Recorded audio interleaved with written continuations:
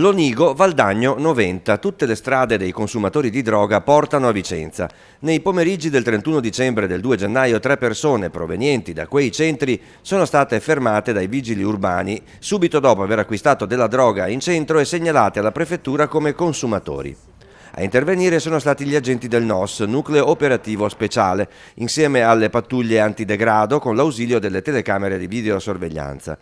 Recuperate altrettante dosi di eroina e marijuana e un involucro di marijuana abbandonato a terra. Sono in corso le indagini per identificare gli spacciatori. La tecnica di vendita sempre la stessa. Appuntamento nella zona tra Campomarzo e Viale Milano. Gli agenti notano il pusher rispondere al telefono, salire a bordo dell'auto dell'acquirente e scendervi dopo poche decine di metri.